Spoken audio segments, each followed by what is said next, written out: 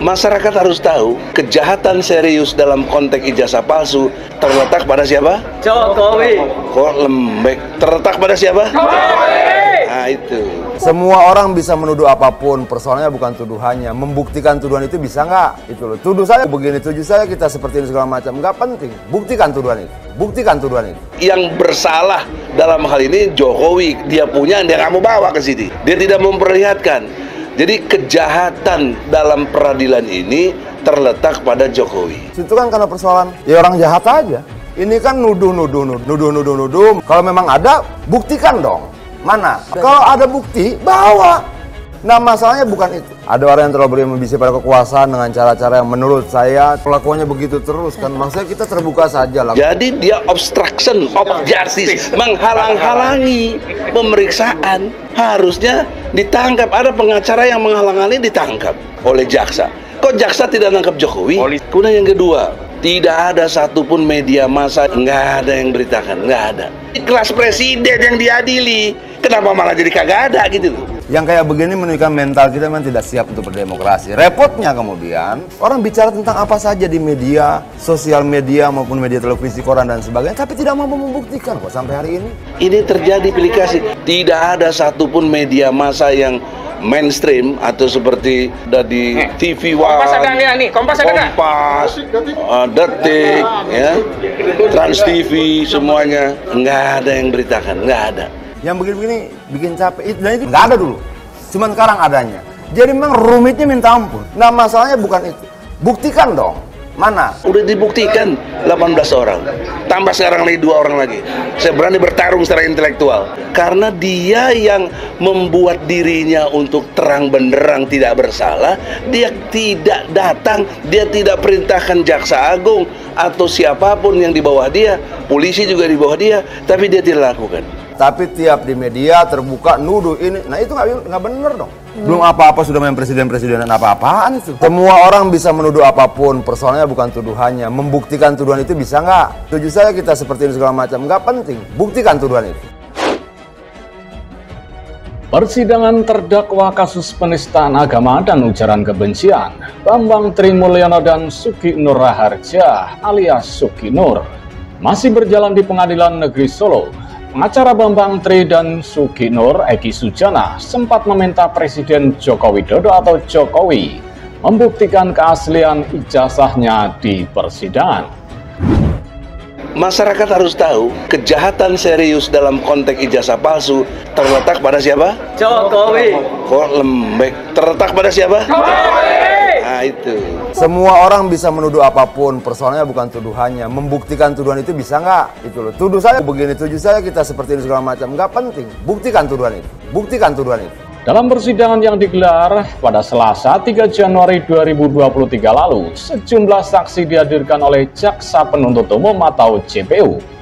Sejumlah saksi masih memberikan kesaksiannya terkait konten soal mubahalah antara kedua terdakwa yang diunggah di akun YouTube Gusnur 13 Official. Yang bersalah dalam hal ini Jokowi. Dia punya, dia nggak mau bawa ke sini. Dia tidak memperlihatkan. Jadi kejahatan dalam peradilan ini terletak pada Jokowi. Itu kan karena persoalan ya orang jahat aja.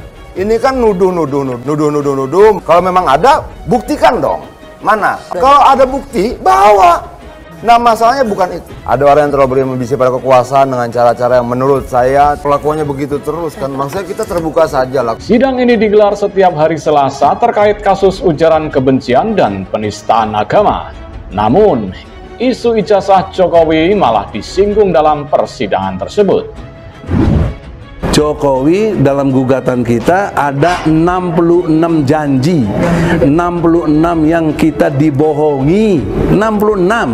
Nah kalau dihukum, jadi bisa sampai kurang lebih 300 tahun. Berhentilah menyebarkan kebohongan. Berhentilah membodohi rakyat. Kuasa hukum kedua terdakwa Eki Sujana menilai 7 saksi yang sudah memberikan kesaksian kepada majelis hakim dianggapnya tidak berkualitas. Alasannya tidak bisa membuktikan kesaksian ijazah Jokowi. Nah ini. Ya, jadi untuk itu saya sebelum terjadi saya ikut turut bela sungkawa duluan nih. Ya, turut duka cita, kasihan ya Jokowi ya. Kemudian cuma menggerutu terus tanpa memberikan solusi, itu bukan oposisi yang membangun, itu oposisi yang tidak membangun apa-apa selain kebencian di rakyatnya sendiri. Kesaksiannya hanya asumtif, seperti masa sih ijazah SD, SMP, SMA palsu, padahal sudah wali kota dan 2 kali gubernur, presiden 2 kali. Itu kualitas saksi yang berasumsi, tidak dengan fakta, kata Egy saat ditemui di Pengadilan Negeri Solo. Mudah-mudahan Allah beri sehat pada Jokowi dan kesadarannya, kewarasannya untuk mau bertobat. Kita tidak memaksa dia mundur. Kalau dia mau bertobat. Jokowi nggak mau bertobat, emang si Egy ini siapa Tuhan? Dia aja dosanya banyak, ini manusia kalau Nyai buka semua borok-borok dia, habis loh Egy. Lalu Jokowi disalahkan, nggak boleh. Jokowi cuma menerima akibat dari keputusan-keputusan masa lalu, bukan Jokowi pelakunya. Dia menuturkan Bambang Tri melakukan penelitian selama 3 tahun mengenai keaslian ijazah sekolah Jokowi. Hasil dari penelitian itu kemudian dia paparkan ke publik yang justru membuatnya berurusan dengan hukum. Membuktikan itu dia dengan mubahalah karena tidak ada yang bisa dikonfirmasi, ucapnya. Kalau dia tidak bertobat, harus dinyatakan hari pembangkangan kepada presiden yang zolim. Hari pembangkangan kepada presiden yang zolim. Hello Egy, kau tuh cuma cari uang. Otak kau di mana Egy Sujana? Nggak ada otak kau. Apa perlu nantinya bongkar siapa kau sebenarnya? Manusia ini selalu bawa-bawa nama Allah, tapi niatnya busuk, jahat. Ya, Egy Sujana tuh licik. Oleh karenanya dalam persidangan ini, dia berharap bisa membuka misteri keaslian ijazah Jokowi. Dia ingin Jokowi dihadirkan dalam persidangan ini dan membawa ijazah aslinya.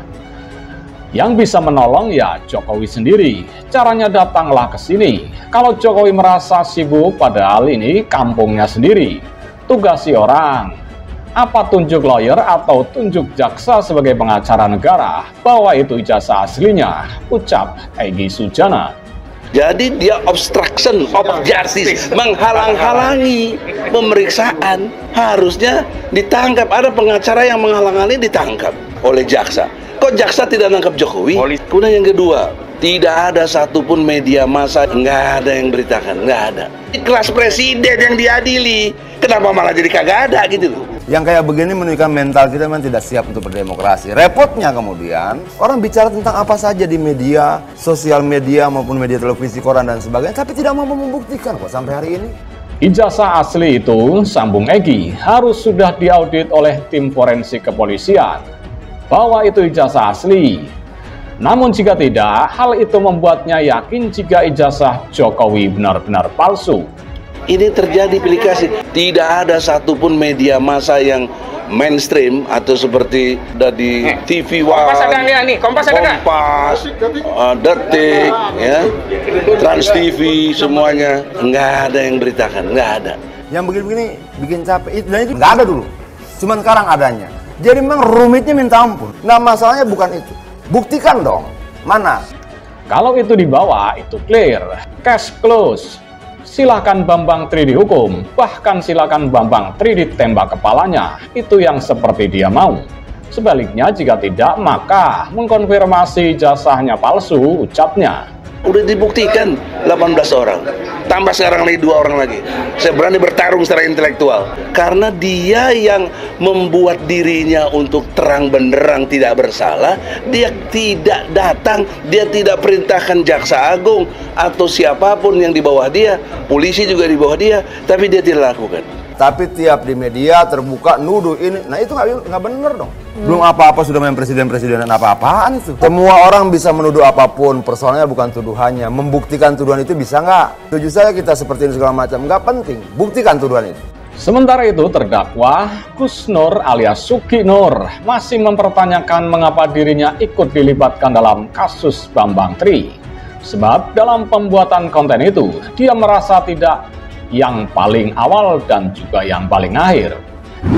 Mahmud Nurwindu itu yang mengaku menjadi teman sekelasnya Jokowi sejak kelas 1 sampai kelas 3 SMA, selalu sebangku. Tetapi yang penting saya bisa memastikan kesaksian Mahmud yang di video itu bohong. Kalau menantang kami rakyat, kami kan mewakili rakyat nih, ya, ini kan rakyat. Saya juga rakyat kok, emang siapa saya? Rakyat. Belum tentu juga apa yang disampaikan itu benar adanya. Ketika kemudian orang mencaci maki dia tetap membagikan listrik buat rakyat. Ketika orang mencaci maki dia tetap memberikan sertifikat buat rakyat. Saya bukan yang pertama, saya hanya penasaran Bambang Tri ini siapa? Kok berani ngomong begitu? Tak cari dia, 1 minggu baru ketemu. Saya panggil ke rumah, saya ongkosi karena profesional. Saya habis 10 juta rupiah mengundang dia. Sudah saya temui ke rumahnya, saya konfirmasi, dia nggak bisa jawab. Yakin? Yakin, nggak bohong. Pak Bambang nggak bohong? Demi Allah saya datang ke rumahnya. Sama wani demi Allah barang ya? Iya. Kalau nanti ngomong di atas Al-Quran berani? Berani, nggak ada soal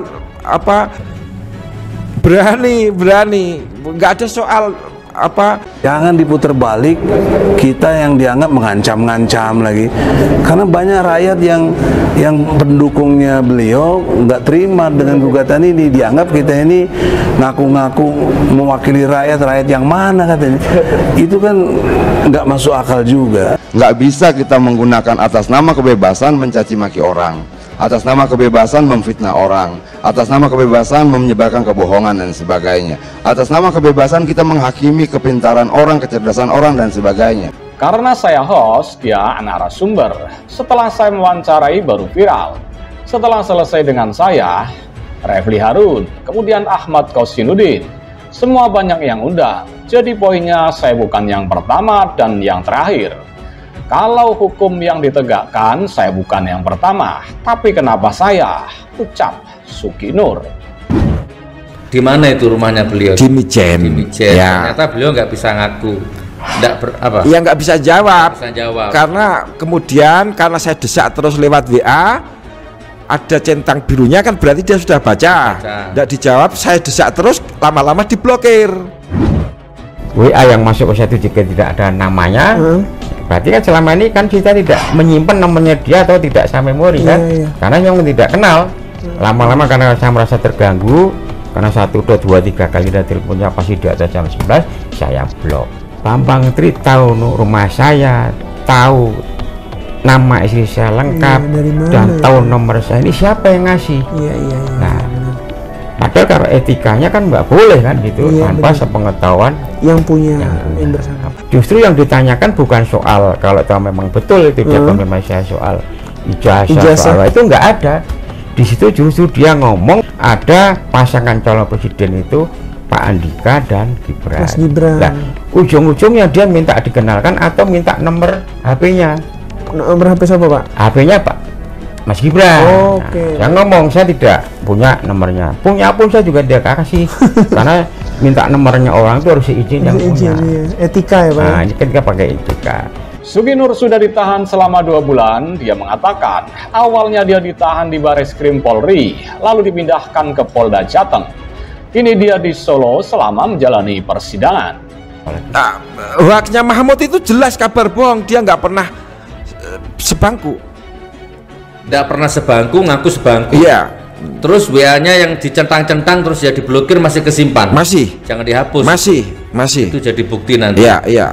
Kita akan kembali kenapa kamu bohong seperti itu, apalagi itu di bawah sumpah dan kamu bilang demi Allah di bawah sumpah Al-Quran hanya untuk memfitnah dan menyampaikan hal yang tidak betul.